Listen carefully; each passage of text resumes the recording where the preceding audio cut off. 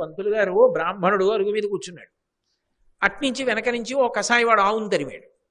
అప్పటికే దాన్ని చావగొట్టేశాడు. ఆ ఆవు పారిపోయి పక్కనే దూరింది ఆయన ఇంట్లోకి. ఇటుగా ఆవు వచ్చిందా అని అడుగుతాడు వచ్చి. అందుకని ఆయన ఏం చేశాడంటే వాడు వచ్చేలాగా ఈ అరుగు దిగి అరుగు ఎక్కాడు, పక్క అరుగు. ఆయన వచ్చి అడిగాడు, ఆవు ఇటుగా వెళ్ళిందా అని అడిగాడు. ఏమో ఈ అరుగు మీద కూర్చున్నాక వెళ్ళలేదే అన్నాడు. ఆ అరుగు మీద కూర్చున్నప్పుడు కదా వెళ్ళింది. అనృత దోషము లేదు, ప్రాణిహింస లేదు, గో సంరక్షణము జరిగింది. అసలు నిజంగా గో విషయంలో నాకు తెలియదు అని చెప్పినా పాపం ఏం రాదు. గో సంరక్షణ చేస్తే పాపం ఏం రాదు.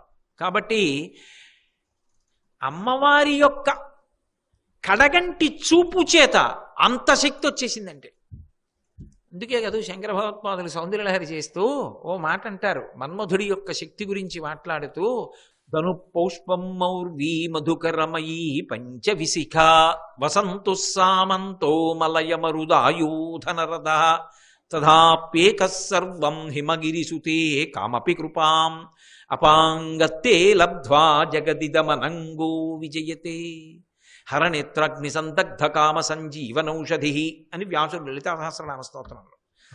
పరమశివుడు తన 3వ కంటి మంట చేత మన్మధుణ్ణి కాల్చేశాడు. అనంగుడు, శరీరం లేదు, అమ్మవారు బతికించింది, శరీరం ఇవ్వలేదు. కానీ అపాంగత్తే లబ్ధ్వా, అపాంగత్తే అంటే ఇలా చూడలేదు, అలా చూసింది. పొట్టి చూపు అంటారు, అలా చూస్తే పొడుగు చూపు. ఓ చిన్న పొట్టి చూపు చూస్తే కటాక్షం, కడగంటి చూపు, కంటి చివరి నుంచి చూస్తే ప్రేమ. ఒక్కసారి ఇలా చూసింది. ఇలా చూస్తే ఎంత శక్తి వచ్చిందంటే మన్మధుడికి ధన పౌష్పం, ధనస్సు పువ్వులతో చేయబడిన ధనస్సు అంటే ఎంత బలహీనమైంది. మధుకరమయీ, వెనకాతల అల్లెత్రాడు తుమ్మెదల వరుస క్రమంలో ఉంటాయి. అసలు ఎక్కడైనా ముందు పువ్వులు ఉంటే ధనస్సుకి వెనక తుమ్మెదలు ఇలా నిలబడతాయండి, వరుస క్రమంలో ఉండవు, పువ్వుల మీదకి పోతాయి. ఒకవేళ నిజంగా నిలబడ్డాయనుకోండి, బాణం పెట్టి ఇలా లాగుదా అంటే స్థితిస్థాపక శక్తి ఉండాలా, వింటినారి వెనక్కి రావాలా, ఎలా వస్తాయి? 2 తుమ్మెదల మధ్యలోంచి బాణం వెనక్కి వస్తుంది. అంత బలహీనమైనటువంటి వింటినారి.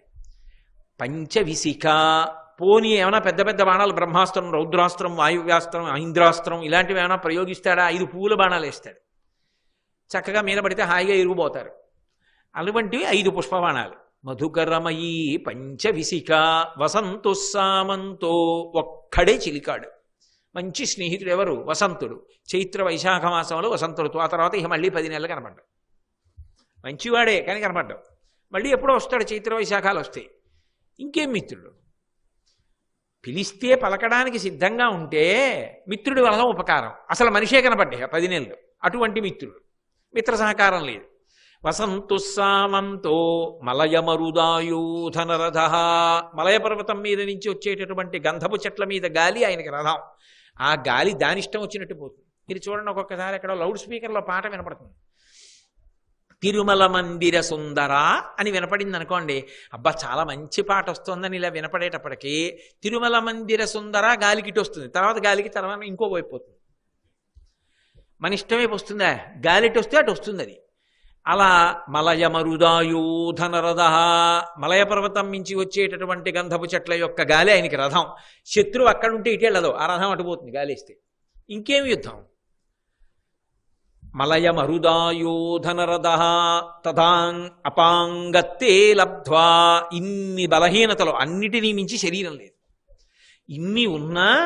ఇన్ని బలహీనతలున్నా ఆయనకి ధను పౌష్పం మౌర్వీ మధుకరమయీ పంచవిశిఖ వసంతు సామంతో మలయమరుదాయూధనరథ తథాప్యేక సర్వం హిమగిరిసుతే కామపి కృపాం అపాంగత్తే. పరమదయతో అమ్మవారి ఇలా చూసినంత మాత్రం చేత అపాంగత్తే లబ్ధ్వా జగదిదమనంగో విజయతే. సంసారాలు విడిచిపెట్టి ఎక్కడో పర్వతాల దగ్గరికి వెళ్ళి వానప్రస్థంలో కూర్చునో, లేకపోతే మొక్కు మూసుకుని నాకు భగవంతుడు కావాలని చెప్పి కూర్చున్న వాళ్ళు కూడా మన్మధుడి యొక్క బాణములు నా మీద పడి ఎక్కడ మళ్ళీ నేను కిందకి జారిపోతానోనని భయపడిపోయేటట్టుగా బాణ పరంపర ప్రయోగిస్తున్నాడు. ఆయన ఓడిపోయాడన్న మాట లేదు, ఆయన బాణాలు పడ్డాయా ఎవరైనా వశపడిపోవలసింది. ఇంత శక్తి ఎక్కడి నుంచి వచ్చిందమ్మా ఇన్ని బలహీనతలు ఉన్నవాడికి అంటే ఆ తల్లి యొక్క కడగంటి చూపు అంత గొప్పది.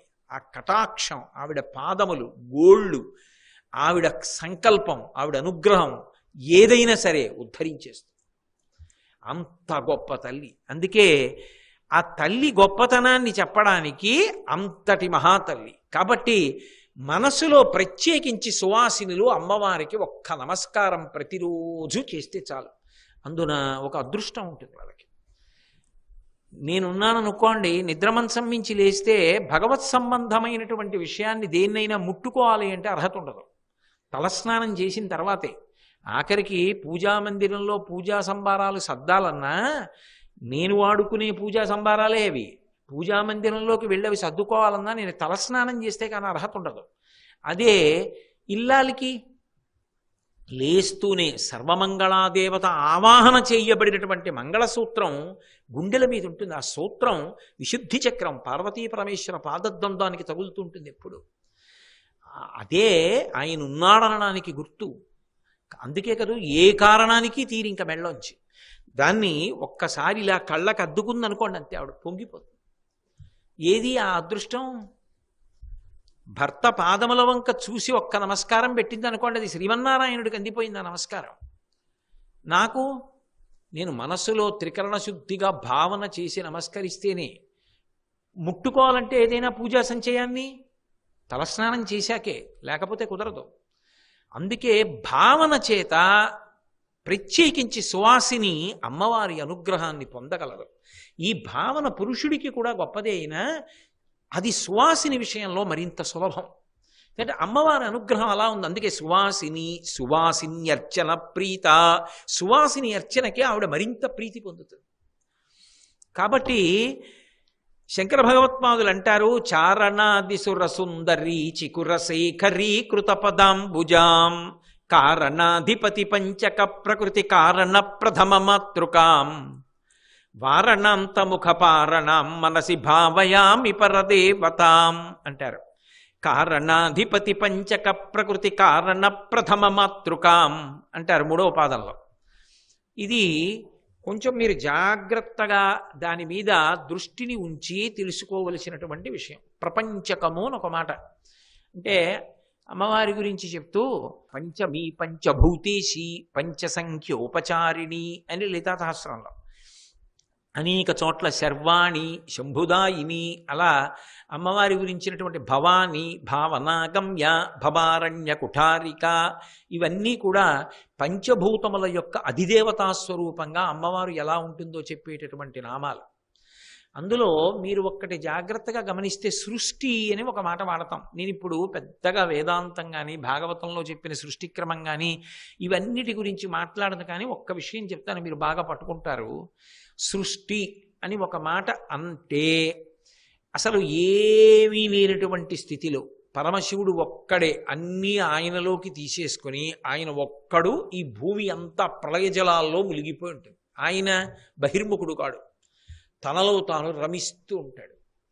తనలో తాను రమిస్తూ ఆయన ఒక్కడే మిగిలిపోయి ఉన్న సమయంలో నత్ర సూర్యోభాతి చంద్రతారకం నేమా విద్యుతో భాతి కుతో యమగ్ని త్వమీవ భాంతమనుభాతి సర్వం తస్య భాషా సర్వమిదం విభాతి. సూర్యచంద్రుల యొక్క గమనం కూడా ఉండదు. ఆ కటిక చీకట్లో ఆయన ఒక్కడూ కోటి సూర్యుల పగిది వెలిగిపోతూ ఉంటాడు. లోకంబులు లోకేశులు లోకస్తులు తెగిన తుది అలోకంబగు పెంచీకటి కావలయవ్వండే కాకృతి వెలుగు అతని వేసేయి వింతున్నంటారు పోతన గారు. ఆ పెను చీకటికి ఆవల ఒక్కడు వెలిగిపోతూ తనలో తాను రమిస్తూ ఉంటాడు. అటువంటి వాణి యందు ముందు తల్లి స్పందన కల్పిస్తుంది. స్పందన అంటే ఆయన మనసు కదులుతుంది. అది శివశక్త్యాయుక్తో యది భవతి శక్త ప్రభవితుం నచేదేవం దేవో నఖలు కుశల స్పందితుమపి. మనసు కదులుతుంది. మొట్టమొదట మనసు కదిలింది. మొదటి కదలిక చేత ఆయనకు కోరిక పుడుతుంది. ఒక్కడిని కాదు అనేకమవుతానంటే ఆ తల్లి మొట్టమొదట కదుపుతుంది. కదిపినప్పుడు బ్రహ్మము ఈ సృష్టిగా మారుతుంది. మారేటప్పుడు మొట్టమొదట ఏమొస్తాయంటే, అంటే నేను సంగ్రహంగా మాట్లాడుతున్నాను సుమండి. ఆకాశాద్వాయు వాయురగ్ని అని ఒక క్రమం. మొట్టమొదట ఆకాశభూతం ఏర్పడుతుంది మహాభూతాల్లో బయట. ఆకాశభూతం నుంచి ఆకాశాద్వాయు వాయువు ఏర్పడుతుంది. వాయురగ్ని, ఆ వాయువు నుంచి అగ్ని ఏర్పడుతుంది. అగ్ని నుండి నీరు, నీటి నుంచి భూమి. ఇది క్రమం. ఈ క్రమంలో ఏర్పడతాయి. ఈ క్రమంలో ఏర్పడిన తరువాత ఒక విచిత్రం జరుగుతుంది. ఈ 5టికి 5 తన్మాత్రలు ఏర్పడతాయి. వీటి యొక్క గుణములు అంటారు వాటిని. ఆకాశమునకు శబ్దం ఏర్పడుతుంది. అలాగే ఆకాశము, ఆకాశాద్వాయు, గాలి, గాలికి స్పర్శ, గాలి తగిలిందనుకోండి స్పర్శ ఏర్పడుతుంది, స్పర్శ దానికి గుణమవుతుంది. వాయురగ్ని, అగ్ని, అగ్నికి ఉండేటటువంటి లక్షణం రూపము. అగ్ని తేజస్సు కాబట్టి రూపం కనపడుతుంది. కాబట్టి అగ్ని రూపమునకు రూపాన్ని గుణంగా పొందుతుంది. అలాగే తర్వాత నీరు వస్తుంది. నీటికి గుణముగా రుచి ఏర్పడుతుంది. నీరే రుచిని పొందిస్తుంది. అందుకే నీటికి గుణము రుచి. తర్వాత పృథివీ, భూమి ఏర్పడినప్పుడు భూమికి గుణముగా వాసన ఏర్పడుతుంది. అందుకే బయట చూడండి, వాన పడింది అనుకోండి, మట్టి తడిసిన వాసన వస్తుంది వెంటనే. గ్రీష్మ ఋతువు అయి వర్ష ఋతువు రాగానే మొట్టమొదటి వాన పడగానే మట్టి తడిసిన వాసన వస్తుంది. అందుకే అది భూసంబంధమైన మంత్రం. గంధద్వారాంధురాదరుషాం నిత్యపుష్టాం కరీషిణీం ఈశ్వరీగుం సర్వభూతానాం తామిహోపహ్వయే శ్రియం. ఆ మంత్రం భూసంబంధం, పృథ్వీ సంబంధం. అది అటువంటి గంధము భూమికి తన్మాత్ర గుణం. ఇవి విడుతాయి. ఈ 5 భూతములకు 5 ఏర్పడతాయి తన్మాత్రలు. ఇప్పుడు ఈ 5టికి 5 తన్మాత్రలు వచ్చిన తరువాత మళ్ళీ ఈ 5టిలో ఆకాశభూతం అలా పక్కకు ఉండిపోతుంది. ఉండిపోయి 4 భూతములలోంచి మళ్ళీ 4 వస్తాయి. ఆకాశాద్వాయు, వాయువు కదూ. ఆ వాయువులోంచి మొట్టమొదట ఏడొస్తుంది అంటే మనసు ఏర్పడుతుంది. చంద్రుడు అధిదేవతగా వస్తాడు. చంద్రుడు అధిదేవత అయి మనసు సృష్టింపబడుతుంది. ఆ వాయువు నుంచి అగ్ని, ఆ అగ్నిలోంచి బృహస్పతి అధిదేవతగా బుద్ధి ఏర్పడుతుంది. వాయురగ్ని, అగ్నిలోంచి నీరు వస్తుంది. ఆ నీటిలోంచి చిత్తము, రుద్రుడు అధిదేవతగా వస్తాడు. ఆ తర్వాత పృథివీ వస్తుంది. మళ్ళీ ఆ పృథివీ నుంచి అహంకారం ఏర్పడుతుంది. అహంకారమునకు జీవుడు అధిదేవతగా ఉంటాడు. ఇవి ఏర్పడినప్పుడు ఏమవుతుందంటే మనోబుద్ధి చిత్త అహంకారములని అంతఃకరణ చతుష్టయం ఏర్పడుతుంది. ఇందులో జీవుడు నేను చేస్తున్నాను అంటాడు. అందుకే ఎవరు చేశారండి? నే చేశాను, అహంకారం. జీవుడు నేను, అహంకారం, నీ చేశాను. ఎవరు చెప్పారు పని? నే చెప్పాను. ఎవరు విన్నారు? నేను విన్నాను. జీవుడు అహంకారం, పృథివీ సంబంధమైనటువంటి గుణంగా వస్తారు. ఇలా విడుతుంది. ఇంకా నేను తర్వాత స్థూలం, సూక్ష్మం, పంచీకరణం, అపంచీకరణం ఇవన్నీ ఇప్పుడు నేను మాట్లాడినవన్నీ భాగవతంలో చాలా వేదాంతపరమైనటువంటి విషయం, ఆ సృష్టికి సంబంధించిన విషయం. ఇందులో మీరు ఒక్క విషయాన్ని జ్ఞాపకం పెట్టుకోండి. అప్పుడు జీవుల యొక్క కర్మలని లెక్క పెడతారు. పునఃసృష్టిలో మళ్ళీ ఈ జీవులందరూ గతంలో మహాప్రళయమునందు ఏ ఏ పాపపుణ్యములను చేసి ఉన్నారు లెక్క తీస్తారు. ప్రారబ్ధాన్ని నిర్ణయిస్తారు. ఈ శరీరం ఇచ్చినప్పుడు వీళ్ళు ఏం పొందాలి, ఎంత పుణ్యం అనుభవించాలి, ఎంత పాపం అనుభవించాలి అన్నది నిర్ణయించి ముందు స్థావర జంగమములను ఏర్పాటు చేస్తారు. స్థావరములంటే కదలకూడదు, జంగమములంటే కదలాలి. స్థావరములుగా వచ్చినప్పుడు చెట్లు మొదలైనవి స్థావరములుగా వస్తాయి. జంగమములంటే కదలాలి. మళ్ళీ ఈ జంగమ ప్రాణులు 3 అయిపోతాయి. ఇవి దేవతలు, మనుష్యులు, తిర్యక్కులు అని 3 విభాగాలు అయిపోతాయి. దేవతలు ఉత్తమ కర్మలు చేసి పుణ్యం చేసిన వాళ్ళని దేవతలుగా పంపిస్తారు. పుణ్యము పాపము రెండూ చేసినటువంటి వాళ్ళని మనుష్యులుగా మర్త్యలోకానికి పంపిస్తారు. కేవల పాపం చేసిన వాళ్ళని తిర్యక్కుగా పంపిస్తారు. మళ్ళీ పంపించినప్పుడు ఏం చేస్తారంటే సుఖము, దుఃఖము ఈ 2 అనుభవించాలి. ఈ 2 అనుభవించడానికి వాడు ఉన్నాడు అనడానికి శబ్ద, స్పర్శ, రస, రూప, గంధములు 5 ఆ పంచభూతముల యొక్క తన్మాత్రల్ని ఆధారం చేస్తారు. బ్రహ్మాండంలో ఏముంటాయండి? పంచభూతాలు ఉంటాయి. ఆ పంచభూతాలే బయట ఉంటాయి. పృథివీ, భూమి ఎక్కడుంది? బయట ఉంది. పృథివీ పిండాండంలో ఉంది. దీన్ని ఇలా అన్నాను అనుకోండి, ఎన్ని స్నానాలు చేసినా మట్టి వస్తుంది. బ్రహ్మాండంలో పృథివీ, పిండాండంలో పృథివీ. అప్ బ్రహ్మాండంలో నీళ్లు, ఇందులో నీళ్లు. ఇందులో నీళ్లు పోస్తున్నాను కదా, నీళ్లు ఉంటాయి ఇందులో. అలాగే తేజస్సు, బయట అగ్నిహోత్రం ఉంటుంది, ఇందులో కూడా వేడి ఉంటుంది కదా. ఎన్ని డిగ్రీల వేడి ఉండాలో అన్ని డిగ్రీల వేడి ఉండాలి. తగ్గిపోయినా ప్రమాదం, ఎక్కిపోయినా ప్రమాదం. ఎక్కిపోతే జ్వరం, తగ్గిపోతే కాళ్ళు రుద్దాలి, చల్లబడిపోయాడని గుర్తు. అదే వేడి ఎప్పుడు ఉండాలి. కాబట్టి తేజస్సు. కాబట్టి ఆ పృథివీ, అప్, తేజస్సు, వాయువు. ఊపిరి తీసుకోవాలా వద్దా? లోపల వాయువు ఉంటుంది, బయట బ్రహ్మాండంలో వాయువు ఉంటుంది. అలాగే పృథివీ ఆపస్ తేజో వాయు ఆకాశము. బయట ఆకాశభూతం ఉంటుంది, లోపల రక్త ప్రసరణం జరగాలంటే ఆకాశం ఉండాలా, వ్యవధానం ఉండి ప్రవహించాలా, ఆకాశభూతం ఉంటుంది. ఇప్పుడు అమ్మవారి గొప్పతనం ఏమిటి అంటే సమన్వయం, శక్తి కదూ, కదలిక. ఈ కదలికలున్నంతసేపు భవతి అంటారు సంస్కృతంలో, అంటే ఉన్నాడు. ఈ భవతి అన్న 3 అక్షరాలు ఎవరి వలన అనుగ్రహము అంటే ఆ తల్లి యొక్క అనుగ్రహం. ఎలా? బయట బ్రహ్మాండంలో ఏముంది? పృథివీ ఉంది, ఇక్కడేముంది? మట్టి ఉంది. ఇందులో ఆకలేసింది, ఏం తేవాలి నేను? ఓ యాపిల్ పండు పట్టరావాలి. అది ఏమిటది? పృథివీ వికారం. మట్టిలోంచి చెట్టు వచ్చింది, చెట్టు నీటిని ఆ మట్టి సారాన్ని లాక్కుంది, యాపిల్ పండు కాసింది, అది పృథివీ. ఆ పృథివీని తెచ్చి నోట్లో పడేసుకుని నవిలి మింగేశాను. ఇప్పుడు ఈ పృథివీ ఎక్కడికి వెళ్ళింది? బ్రహ్మాండంలోంచి పిండాండంలోకి వెళ్ళింది. వెళ్ళిపోయిన తర్వాత యాపిల్ పండు అంతా రక్తంలోకి వెళ్ళిపోతుందా? కొంత పిప్పి మిగిలిపోతుంది.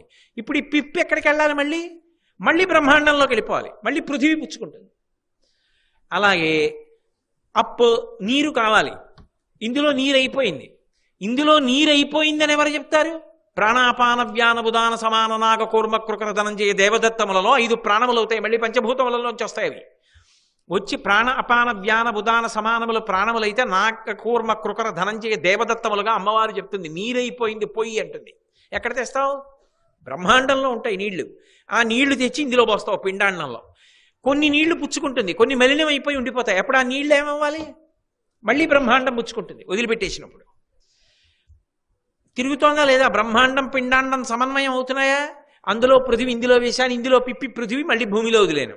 అందులో నీరు ఇందులో పోశాను, ఇందులో మిగిలిపోయిన నీరు మళ్ళీ భూమిలో పోశాను.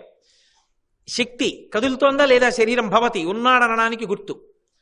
అలాగే వాయువు, ఊపిరి తీయాలి, గాలి ఎక్కడది? బ్రహ్మాండంలో గాలి లోపలికి పీల్చాను, మలినం అయిపోయింది, ఎక్కడికి వదిలేశాను? మళ్ళీ బ్రహ్మాండంలోకి వదిలేశాను.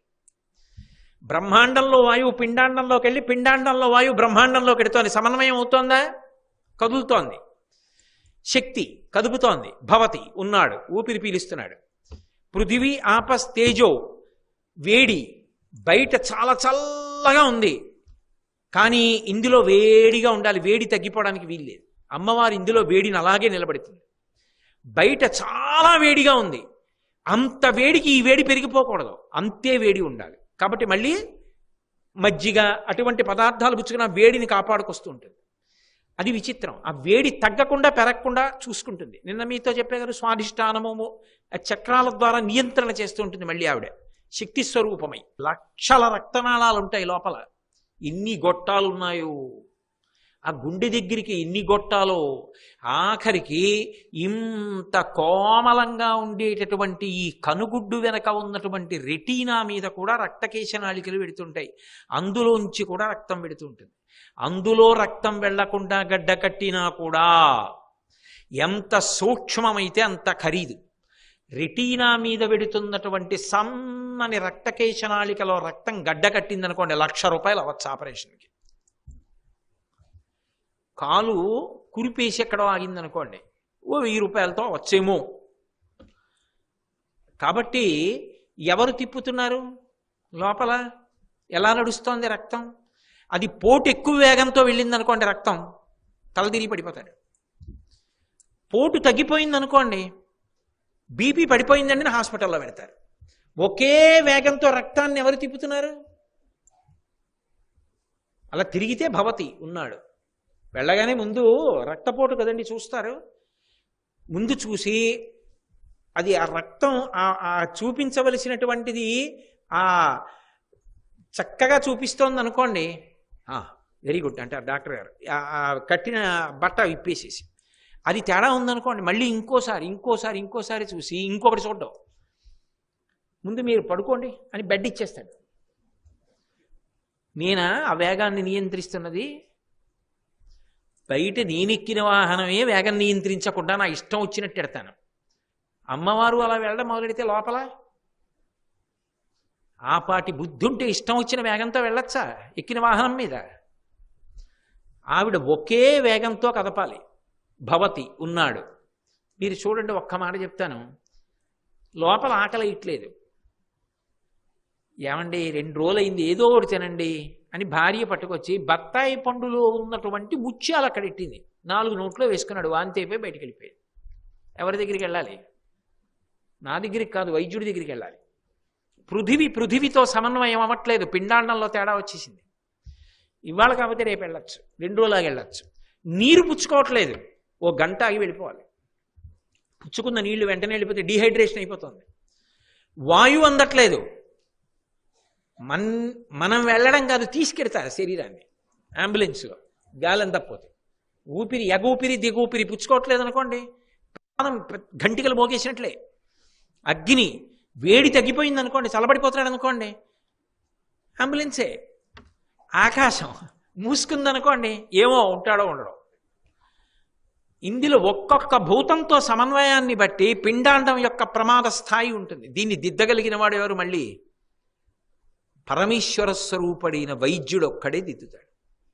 కాబట్టి మనం ప్రార్థన చేస్తే ఏమవుతుందంటే దాన్ని దిద్దగలిగిన శక్తి వైద్యుడికి దొరుకుతుంది. ఆ దిద్దగలిగిన శక్తి కలిగిన వైద్యుడు మనకి దొరుకుతాడని చెప్పాలి. అంతేగాని ప్రార్థన చేస్తే నేను ఓ భగవంతుడిని ప్రార్థన చేశాను అనుకోండి, ఈశ్వరుడు జోక్యం చేసుకోవడం నేను నిర్ధారణ చేయను, నేను అలా అనను. కానీ వైద్యుడు ఈశ్వర స్వరూపంగా దొరుకుతాడు. అందుకే ప్రథమో దైవ్యోభిషగు, ఈశ్వరుడి యొక్క ప్రథమ స్వరూపము వైద్యుడు. వైద్యో నారాయణో హరి వైద్యో వైద్య సదాయోగి వీరహ మాధవో మధు. ఆ వైద్యుడు ఈశ్వర స్వరూపమై నీ సమస్య ఆయనకి అంది, దానికి ఏ విరుగుడు చెయ్యాలో ఆయన బుద్ధికి తట్టి దిద్ది భవతి ఉన్నాడు అనిపిస్తాడు. రెండింట్లో తేడా వచ్చిందనుకోండి, తీసుకెళ్ళిపోండి అనిపిస్తాడు. ఇది భవతి. ఈ 3 అక్షరాల్లో బ్రహ్మాండ పిండాండాల్ని సమన్వయం చేస్తూ ఉంటుంది. పడిపోయింది, ఎవరు పట్టుకెడతారు? అరే మనుష్యులంటే ఏదో ఉన్నారనుకోండి, ఎవరో వాళ్ళు చేస్తారు అంత్యేష్టి సంస్కారం. కుక్కబోయింది, ఎవరు చేస్తారు? అప్పుడు ఆ తల్లి ధనంజయవాయు రూపంలో లోపల కదులుతుంది. అది ఉబ్బిపోయేట్టు చేసి, పగిలిపోయేట్టు చేసి, పంచభూతాల్లో పృథివికి, తేజస్సుకి, వాయువుకి, అగ్నిని అగ్నికి అప్పచెప్పేస్తుంది. అలా ఉండిపోయాయి అనుకోండి వెళ్ళిపోయినవన్నీ ప్రాణులు. అసలు కాలు బయట పెట్టగలమా మనం? సరిపోతుందా కళేబరాలతో ఈ భూమి? కానీ ఇంత మంగళప్రదంగాను మళ్ళీ ఉంచి కొంతకాలం అయ్యేటప్పటికే ఆ ప్రాణి భూమిలోకి చేరిపోయేటట్టుగా చేస్తుంది. చేసి మళ్ళీ అందులోంచి మనం తినే అన్నం పుట్టిస్తుంది. అది విచిత్రం. ఇంత మంగళప్రదంగా భూమి నుంచి ఎవరు చేస్తున్నారు ఇదంతా? ఆ తల్లి చేస్తోంది. నేను ఊపిరి తీశానంటే ఆ తల్లి, నేను ఇంత అన్నం తిన్నానంటే ఆ తల్లి, జీర్ణమైతే ఆ తల్లి, నెత్తురుగా మారితే ఆ తల్లి, జ్ఞాపకం వస్తే ఆ తల్లి, మాట్లాడితే ఆ తల్లి, నా చెయ్యి కదిలితే ఆ తల్లి, నా కాలు కదిలితే ఆ తల్లి, నేను రూపాయి సంపాదించుకుంటున్నాను ఉద్యోగం చేసి అంటే ఆ అర్హతనిచ్చినది ఆ తల్లి, జ్ఞాపకం ఆ తల్లి, నిద్ర ఆ తల్లి, రాత్రి ఆ తల్లి, పగలు ఆ తల్లి. యాదేవీ సర్వభూతేషు నిద్రారూపేణ సంస్థిత నమస్తస్యై నమస్తస్యై నమస్తస్యై నమో నమః అని మన పేరు మీద జీవితంలో ఒక్కసారైనా చండీ హోమంలో హవిస్సు పడకపోతే ఇంకా జీవితానికి ఏమిటి ప్రయోజనం అవుతుంది? కాబట్టి ఇప్పుడు ఆ తల్లి కానిది ఏమిటి? ఆ తల్లి ప్రథమ కారణం ఈ సృష్టికి అంతటికి. ఆ తల్లి పంచభూతాలు. నీరుగా శివుడుంటే నీటిలో బ్రతికించగలిగిన శక్తిగా తల్లి ఉంటుంది. అందుకే భవుడు ఆయన భవరూపంతో నీటిగా లోకాన్ని బతికిస్తాడే. భవానిగా ఆమె నీటిలో బ్రతికించగలిగిన శక్తిగా ఆవహించి ఉంటుంది. అందుకే చూడండి, వ్యాస భగవానుడు లింగపురాణంలో మాట అంటాడు, సంజీవనం సమస్తస్య జగత సలిలాత్మిక భవ ఇత్యుచ్యతే మూర్తిర్భవస్య పరమాత్మనః అంటాడు. భవ అన్న పేరుతో శివుడు నీటి రూపంలో ఉంటాడు. ఆ నీటికి బ్రతికించగలిగిన శక్తిగా అమ్మవారు ఆవాహన అయ్యి ఉంటుంది. మీరు చూడండి, అందుకే వేదంలో మాట చెప్తారు, ప్రాణములు దేని చేత ధరింపబడతాయంటే నీటి చేత ధరింపబడతాయి. ప్రాణములు ఉత్క్రమణం అవుతున్నాయి అనుకోండి, ఎవరో స్పృహ తప్పిపోయారు, అందట్లేదు ఇంకా ఊపిరి, ఆయన పడిపోగానే ఏమండి పడిపోయాడు అంటే ఆయన ఎవరో మనకి తెలియదు, అకస్మాత్తుగా పడిపోయాడు. ఓసారి నేనే పడిపోయాను. ఓ నాడు నడుచుకుంటూ వెళ్తున్నాను, ఎవరో కోడిని కోస్తున్నారు, నేను ఎందుకో ఇలా చూశాను, అది చూశాను. ఆ తర్వాత నేను లేచేటప్పటికి ఒళ్ళంతా తడిసిపోయి షోడాలు అవి కొట్టి మొహం మీద పోశారు. అంటే ఏమో ఎందుకో నేను చూడలేకపోయాను, పడిపోయాను. అది అంటే అయ్యి బాబోయ్ అలా కంఠం తెగిపోవడమే, అలా పోయడమే అన్న బాధ, నేనే కోడినైపోయానన్నంత బాధ కలిగి స్పృహ తప్పి పడిపోయాను. పడిపోయానన్న విషయం నాకు తెలిసి వెడుతున్నవాడు పడిపోయాను. అప్పుడు ఏం పట్టుకొస్తారు? ఓ పంచెల చాపు, ఓ ఉత్తరీయం, కాళ్ళకి నమస్కారాలు, ఓ గొడుగు, ఇవి తెస్తారా? వెంటనే కాసి నీళ్లు తీసుకొచ్చి మొహం మీద కొడతారు. ఆ నీళ్లు ముఖానికి తగిలితే మళ్ళీ చైతన్యం వస్తుంది, ప్రాణం వస్తుంది. ఉత్క్రమణం అవుతున్న ప్రాణాలని వెనక్కి ఎవరు తెస్తారంటే పంచభూతాల్లో నీరు తెస్తుంది. ఆ నీటికి అలా తెచ్చే శక్తి, బతికించే శక్తి, పంటలు పండించే శక్తి, అన్నం వండే శక్తి, ఉడికించే శక్తి, ఇవన్నీ ఎక్కడివి అంటే అమ్మవారు భవానిగా ఆ నీటిలో ఉండి బతికిస్తోంది. పృథివిగా ఆ తల్లి పంటలనిస్తోంది, కాపాడుతోంది, కదలకుండా నిలబడుతోంది, మన్ని మోస్తోంది. చిట్ట చివరి శరీరం పడిపోతే తనలో కలుపుకుంటోంది. ఇప్పుడు ఆ తల్లి కానిది, ఆ తల్లి అనుగ్రహం లేకుండా మనం బతికినది ఒక్క క్షణం నాకు చూపించండి. పుట్టుకలో, పెరగడంలో, బతకడంలో, పెరగడంలో, తినడంలో, పడుకోవడంలో, నడవడంలో, ఆలోచించడంలో, సంపాదించడంలో, కీర్తి పొందడంలో, చావడంలో, కలిసిపోవడంలో ఆ తల్లి అనుగ్రహమే ఉంది. ఆమె వినా ఇంకొకటి లేదు. లౌకికంగా తల్లివి చెప్పినా ఈ సమస్త ప్రాణికోటి యొక్క మొట్టమొదటి తల్లి ఆమె.